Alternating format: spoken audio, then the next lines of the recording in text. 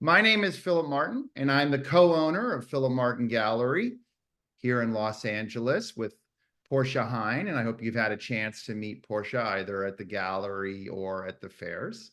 I'm really thrilled to have the opportunity today to speak with Aaron Morse.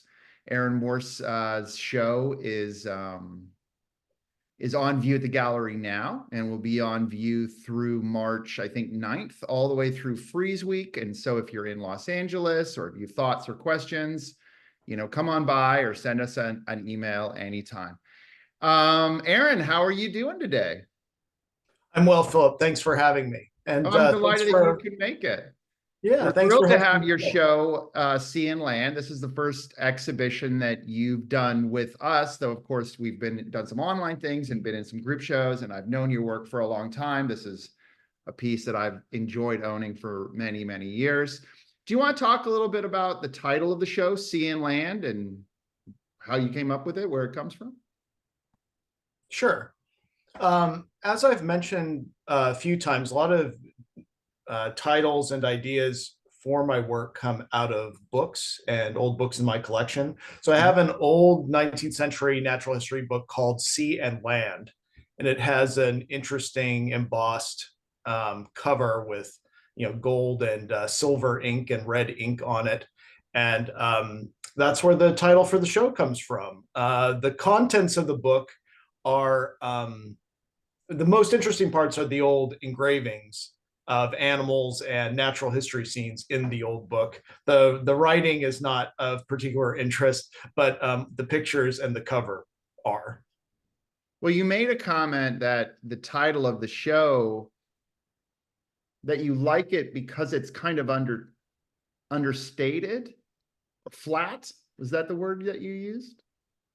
Yeah, they're a little flat. They're kind of ambiguous, like sea and land. It's like that's it. That's the whole thing. I guess the whole book is sea and land is a lot of things. Um, I like the title for that reason, that it's open. It's a bit open ended for an artist. Um, I like that. And then actually all the paintings in the show are basically landscapes of one kind or another or seascapes. So it seemed thematically appropriate. Are open-ended strategies of interpretation on the part of the viewer interesting to you? Yeah, I mean, I think that painting is an exploratory medium, meaning that you don't always know what's going to happen or what is going to be the result of your inquiry or your investigation of the materials or the imagery. Um, and that's an idea that goes back to the early 20th century, maybe in the late 19th, with the rise of modernism and surrealism, and then later on abstract expressionism. That the um, the artist is in some way is in contact with these materials, and there's a reaction between the two that might not be complete, are not preordained. It's actually the activity that happens in that moment that leads to the image. As time has gone by, we've sort of, a lot of us have gone back to figurative painting, where there is more planning. But I think that one thing I like to do is still keep a fair amount of exploration and possibility for unknown things or chance things to happen. Um, Other people, the viewer might not necessarily see that, but I see it. There's actually quite a lot of chance that in these pieces. Where in some of the pieces, what kind of surprises or happy accidents or chance-driven moments have you had? Well, I think because they are collage based, so all of the images are begin with a collage made out of many different images generally. And the act of collage and trying out different images alongside each other always yields unexpected results. Because these are bits of data and information from the world, from the internet, or from printed ephemera or books or movies or films that weren't designed to be next to each other originally. And so then when an individual like Romare Bearden or Jess or or Hannah Hulk comes along and puts things together, there's a sort of a jarring, sort of interesting energy that comes from these two things together, or these multiple bits together. So that's how I organized the pictures originally, is as collage, and then through the painting process, edits happen, things change. I paint something, I decide I don't like it, I paint it out. I make an original color scheme, it doesn't quite work, I do something else to it. And so all of those revisions are in effect chance encounters with the materials. Yeah, so you're getting into some pretty interesting things to unpack there. In terms of talking about collage and bringing things together, and your point that they weren't intended to be together, meaning that you've drawn them from different sources of different time periods, different, interpretive frameworks, I guess, or embedded in different kinds of books, different kinds of sources. But there's this feeling that I have when looking at your work that I've thought about trying to say, because your works kind of come, I want to say that they come to us as if they're in a dream, meaning that it coheres and it makes sense, and you feel, it all feels very natural. You feel like you know how to read it, but then once you get into the details of any given piece, it just really opens up, as you say, into this exploratory, unexpected feeling you mentioned on the point of making, but of course, from my vantage point, from the point of viewing. Oh yeah, that's good. I'm glad to hear that. I mean, it is funny for me too. I make the paintings and I have ideas as I'm carrying out the painting, and sort and what I'm going for in terms of landscape or scene or a moment of drama or detail. Afterwards, I'm kind of like everybody else. I start to see things that I didn't recognize before. And I think that's because so many things have gone into the stew, so to speak. This picture, for example, I'm lingering on this for a reason. There's a lot, there's a lot in this. Yeah. Well, I didn't realize it until actually after I made it, that it looks a lot like the Endless Summer poster, that surf documentary from the 60s. That was became kind of a ubiquitous cliche Southern California surf culture image. Right. This is not that same figure, but of the two men who are fishing at the shoreline here. But it's the same, it's the same figure seen from behind in silhouette, against a hot, sort of a hot palette, in this case, kind of a chartreuse color. So things like that, I didn't realize that when I was making it until I saw it later. And and for me, I like that. Well, it's a funny comment on the bleed of culture and just how we read things, because of course the Endless Summer is about Californians, but they actually, of course, travel the world. And like the highlight moment of it, in some sense, is where they find the endless wave, which is in South Africa. Yeah. And it's this like wave that never ends, so that they literally never have to get off their surfboard. And there's this kind of moment, as I recall in the film, where they're like, are we just going to keep doing this forever? Or are we going to get off? But what I want to say about this piece too, I just want to draw the viewer's attention to some really beautiful parts. In particular, as a kind of Californian, the way in which you've dropped out all the rocks in the foreground, and what's telling you that you are standing in a tide pool kind of area is actually the bends of the seaweed over these rocks. So you see and feel them, but they're not actually depicted per se. I mean, they're kind of this field, and that field is of warm purple, is balancing off the other more crimson kind of purples that are back towards the back of the piece. You have this wonderful gradient that many artists have commented on, of green going across the piece. And you also have this part in the background that's really fascinating, because you have a printmaking background. And when I look at it, it really reminds me of when you make a giant print on a piece of plywood, for example, and you get these chance-driven patterns or chance-driven patterns that might appear in a Photoshop rendering of an image. And so you have a lot of things where chance-driven things are becoming image, a lot of really subtle color things, and this beautiful feeling of how this foreground is kind of solid, but also also changing or something like that. So I have a lot of reactions to this piece, which is really, it's just so wonderful. It's called The Life of the Shore. Yeah, thank you.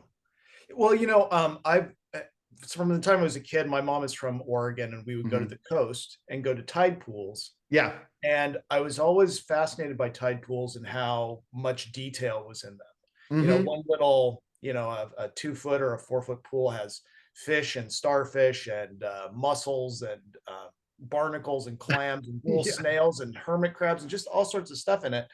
And so sometimes in a painting, I always like to sort of using an abbreviation or like a shorthand form that stands in for all of an incredible amount of detail. Yeah. So sometimes looking at that painting, like you were saying, the foreground of The Life of the Shore, it seems like there's just a ton of information and detail there. Yeah. But it's actually not that much. It's sort of I've pulled a trick a little bit with the sea grasses that are growing over the over the rocks. Yeah. Well, a lot of people have also commented, or a comment that was made in this show is that, there's so many different fish painted, for example, not just one fish, but many, many, many different kinds. And that was something that that a person really enjoyed, which I liked. And another people have commented on this in terms of, and that mountains and oceans can be motifs for you. And here they start to kind of become the same thing as you move towards almost the back part of the painting. Yeah, very much so. I mean, I think that sort of relationship between mountains and waves is, goes back long ways in art history. Does it? I think so. I mean, because I think, they look alike. The difference between a wave and a mountain in painted form is not much. Yeah. And this is, of course, part of your Cloud World series. You've commented that the Cloud World, well, maybe you want to talk about the Cloud World and the double Cloud World here and what that motif has meant for you. Yeah. Well, we spoke about a little bit in our last conversation about, Maynard Dixon's Cloud World as being a kind of the source template for receding cloud landscapes. This one also has some other influences on it. One is there's a painting in the Musée d'Orsay in Paris, painted by a French academic history painter named Fernand Cormon, and it's about Cain. Actually, it's called Cain Fleeting Jehovah's Curse. And Cain is, famously killed his brother Abel in Genesis in the Bible. And this painting is huge. Not my painting, Cormon's painting. And it depicts a much older Cain and his now family sort of trekking through an inhospitable desert wilderness. Yeah. And they are survivors. They've survived, but they are, cursed or driven out. So it's a great picture. It's very dramatic, beautifully painted, and the figures are interesting. And the figures also relate to what I read is that paleoanthropology was starting to gain steam at that time in the sort of late 19th century, due to discoveries of caves and cave paintings and bones of Neanderthals and things like that. So unlike maybe something that would have been painted earlier, Cormon's picture is kind of is naturalistic, kind of realistic. So anyway, I like pictures of processions and people moving in one direction or another, and fish and animals for that matter. I like that trajectory, that sort of force that's generated by creatures on the move. So that's that was an inspiration for that painting. This is a delightful painting that is actually, I believe, a rubbing from the book you described. Yeah, this is This piece is from maybe 2018, I think. So it's Yeah. older. It's wonderful in the show. It's really Yeah, I'm so happy that I remembered it. wonderful. But I made a rubbing of the cover on a thin piece of paper and then glued that paper on this small canvas. I think this is only maybe 16 by 20 or something. Yeah. And then using acrylic and oil painting, filled in the rest with these, these what would you say? They're like sort of triangular cone like there. That's the word I'm searching for. These cone volcanoes, twin cone volcanoes are erupting over a curved, watery earth or something. And then there's these apparition like imagery in the background. So it's a funny piece and has a lot of kind of nice has a lot of nice parts that don't exactly add up or make sense, and Yeah. that's also something I'm interested in as an artist. Well, I mean, Is you have range things in that make, your yeah, you have range in your practice, of course. And I think, from these wonderful watercolors, and we'll look at some of these, but also as a painter, really developing your own hand and your own pictorialism and how you put things together. And you can be very directing, but you can also be very loose and open and organic, and this piece has this amazing feeling of those things coming together to make an image.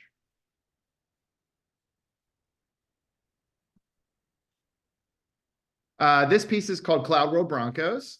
Do you want to talk a little bit about this? sure. We discussed this one actually a little bit last time we talked because I had made a watercolor version. Oh yeah, that's right. Which effectively was a study for this Yeah. painting. Yeah. So this is a 72 by 60-inch painting, so kind of large, medium large size, and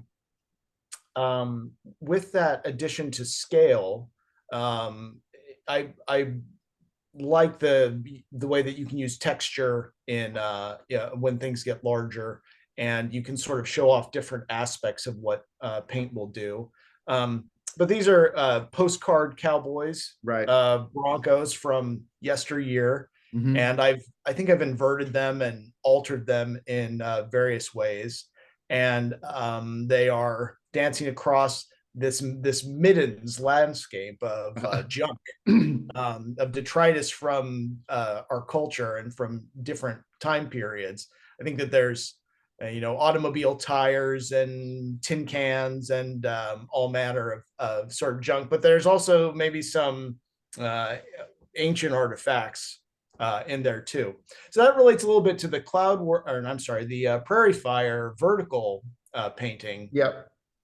On paper that also shows a cross-section timeline in sense of geology and junk. Yeah. Well, you're a Westerner. You're from Arizona. Your family's from Utah. I'm from the Midwest, so this is all kind of new to me. And now you live in California near the ocean.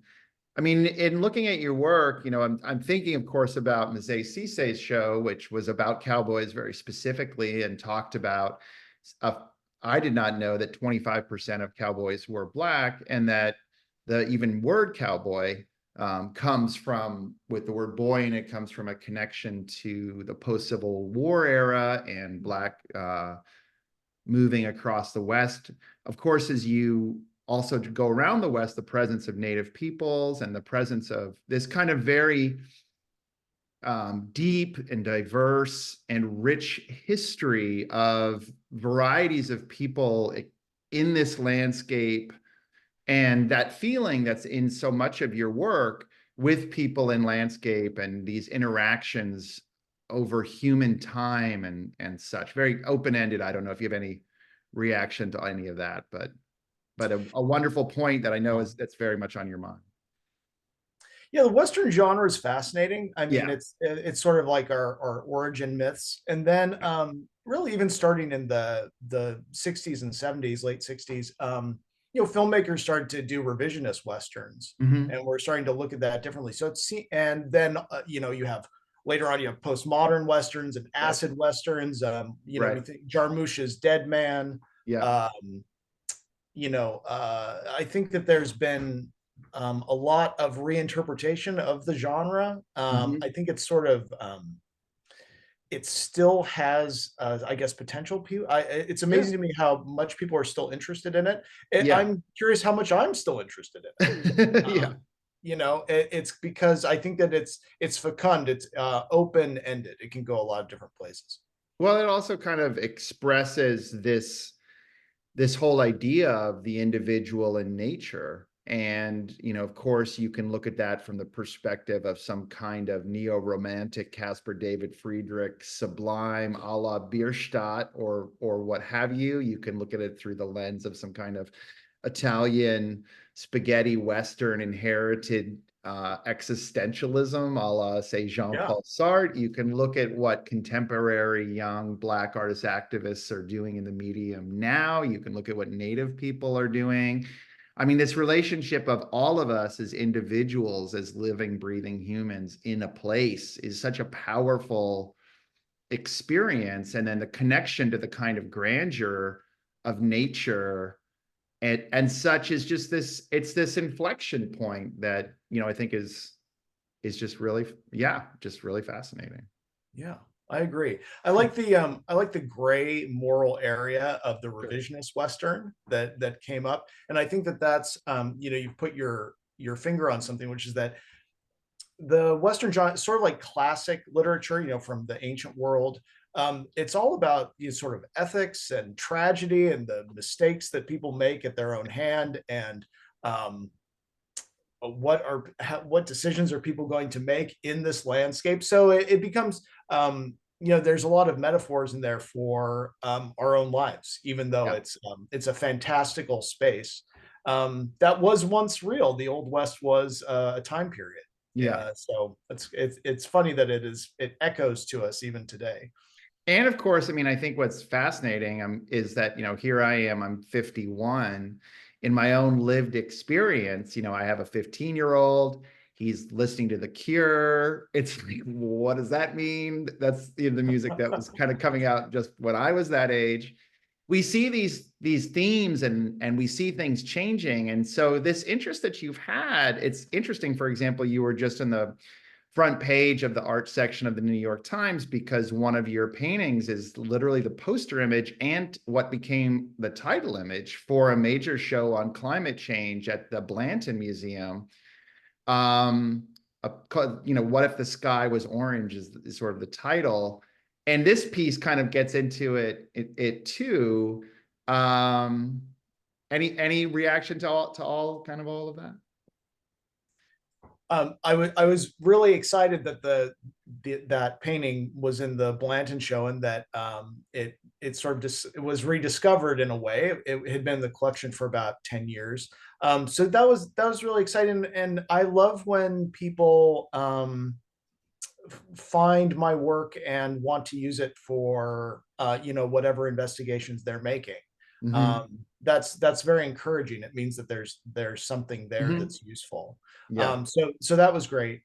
Um, this picture is one that is also kind of loosely based on a film, I guess. Do you remember the film from, I think it's from the 80s, Alive, or maybe early 90s, where the soccer team crashes in the Andes and then has to survive Yes. terrible Yes. snow, and Yes. I have not they've thought been about it lost. in many years, but I should go back to it. Yes, of Yeah. course. So the two of the people eventually decide that they've got to hike out of the mountain, or Right. they're just going to die in the snow. Right. And they do so, and it's this kind of very inspiring tale of survival and Right. spirituality. Yes, of course. Um, so my procession of people coming out of the mountains are a motley group of different types. There's like a mountain man, and a couple of women hunters, and there's a guy who has a rabbit that he's hunted. It's also a little bit like I was telling you about the story of Cain and the people processing from Mhm. one side of the picture to the other. Yeah. And this one is the image is a bit soft, but there's a guy, a prospector in there, and Yeah. there's dogs, and um, it also relates to, I think, Germanic or Swiss kind of imagery. Sure. What is it? Sound of Music. Yeah. People hiking out of the mountains. Just- So I don't know. I like the image. This is actually a oil and acrylic coloring of something that I've printed yeah. myself Do in you the want to talk studio. about reiteration and kind of how that works in your work? Because this is Oh, a sort yeah. of, you call it a color variant. I mean, that you have a printmaking background, of course, and also, of course, in watercolor, and your dad was a remarkable watercolorist, Yeah. Bart Morse, who taught at the University of Arizona. And that's, if you want to know more about Bart's work, Aaron's kind of organized a website for Bart, who is an amazing man and a remarkable figure. Um, and so this is called, a color variant, but of course it's a whole new painting. And yeah, do you want to talk a little bit? I mean, but there is another Web of Life painting that relates to it. In fact, you Yeah. use titles repeatedly year by year, although the paintings look different. The titles stick around, the images, and you re-explore. Do you want to have any responses to kind of those kind of topics? Yeah, I love the iterative process and of making different states for printmaking. Yeah. And I haven't done a lot of prints as editions, but I do a lot of printmaking techniques that make their way into paintings or become hand colored studies for Right. things. And printmaking is a good way of, you can cover a lot of ground. So like in a technical sense, there's a lot of printmakings offer a lot of aid, I think, to a painter working out ideas. But I do like to paint things more than once. I think maybe because there's so much detail and activity happening in the pictures, that they benefit from reinterpreting the color scheme, or inverting in some way, or modifying. So a lot of the paintings in the show are actually, modifications or second states of a variety of things. Well, what's interesting is that, you use Photoshop. And for those of us who saw the introduction of Photoshop, I mean, it's really funny. Robert Heineken, the famous photographer, was given a computer at one point in the early 90s because people were like, oh my God, what would he do with Photoshop? And he looked at it, he was like, I don't know how to start working on this. But we're of the generation, Gen X, where we're kind of in between the analog, and Photoshop's kind of fascinating because it's the analog. We know all the analog techniques that Photoshop tools and filters are there to do. So when we started seeing them for the first time, we're like, oh, this is like burning and dodging. Like, we knew what those things were. And your point about printmaking is really interesting because it's mechanical, it's reproductive, but it's completely handmade. And it's kind of this interesting bringing together of things. And you, in fact, have a little press in your backyard that you use not to make prints per se, but rather to push along ways in your process. Yeah, exactly. Sometimes, especially if things are detailed, it's a lot of effort to draw them. Yeah. So to be able to make a couple of copies of them is helpful. But and it's chance driven too, as you point out. You end up with all kinds of unexpected things happening.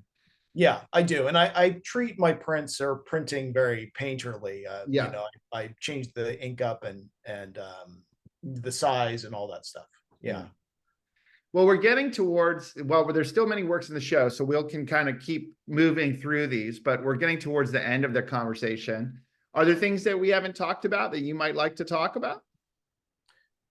Well, I like what you said about Photoshop and about digital tools in general. Yeah. It has revolutionized the way that we are able to assemble and put things together, and you can cover a lot of ground using those tools. I was fascinated by Photoshop when I first saw it in graduate school and learned it then.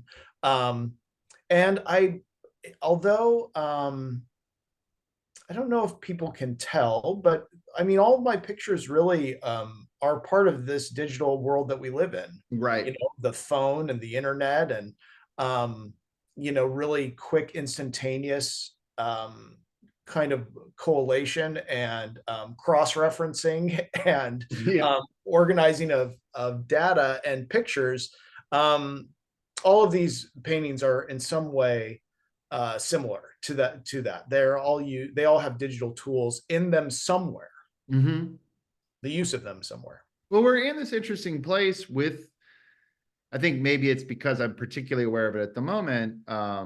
It's a time in the world where, we can see through the media what's happening to our earth. We can see what people on this work planet are doing to one another. I hope that everyone's families are safe. And we also, because of this election cycle and everything that's happening in politics, like there's so much information coming to us, so much organization of that, so much ability to learn about the world and engage with it through say the internet. But life is not the internet, and our culture is not the internet. People forget these things, and the internet and being on the computer and in these tools is not our humanity. It's not what we are, especially when it comes to talking to someone like you, who's somebody who makes things by hand and experiences, as you started out this conversation, the fact that despite all of these tools and all the things you're doing, it's exploration and you're surprised and you don't know where things are going. Anyway, that's a lot of different thoughts. I don't know if it resonates with you, but just thought I'd say that. Yeah. No, it does for sure. I mean, and we're at the start of large language models, AI. Yeah. Which is I've seen. I mean, I think we've all seen things that were really crappy Yeah. AI, and then we've also seen some things that were pretty interesting and pretty incredible. Yeah. So, who knows where that will go. Hopefully there will still be a place for old timers like us. Yeah. Well, I think with, I work with a guy who's in animation. He's a good friend of mine, and I'll always remember this, I think, which is he was showing me Midjourney, which is the software for pictures that people have talked about. This was about a year ago.